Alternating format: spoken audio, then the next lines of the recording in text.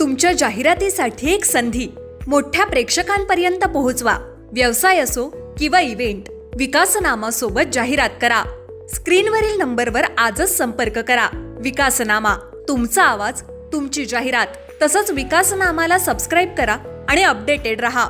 नमस्कार, मी विकास मिरगणे. विकासनामा डिजिटल प्लॅटफॉर्ममध्ये आपलं सर्वांसोबत चर्चा करतोय. नवी मुंबईच्या राजकारणासंदर्भामध्ये शिवसेनेचे नेते, सिडकोचे माजी संचालक नामदेव भगत यांचं राजकीय पुनर्वसन जे आहे पक्ष संघटनेच्या दृष्टीने करण्यात आलेलं आहे.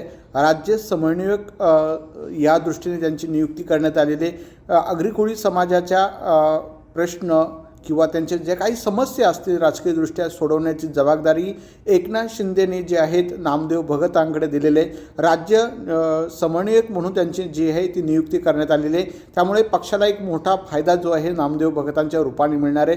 आगरी-कोळी समाजाचे नेते म्हणून नामदेव भगतांची ओळख आहे. सिडकोचे माजी संचालक होते, तसे माजी नगरसेवक आहेत आणि 35-40 वर्ष राजकारणाचा त्यांना प्रदीर्घ अनुभव आहेत.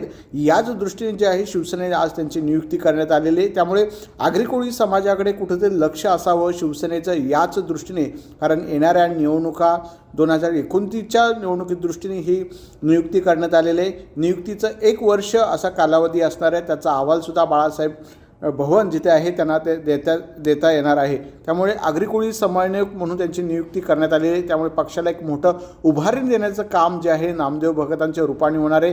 त्यामुळे त्यांच्या नियुक्तीमध्ये पक्षाला एक उभारणी मिळू शकते. नवी मुंबई शहरामध्ये आगरी-कोळी समाज आहे, प्रकल्पग्रस्त आहेत.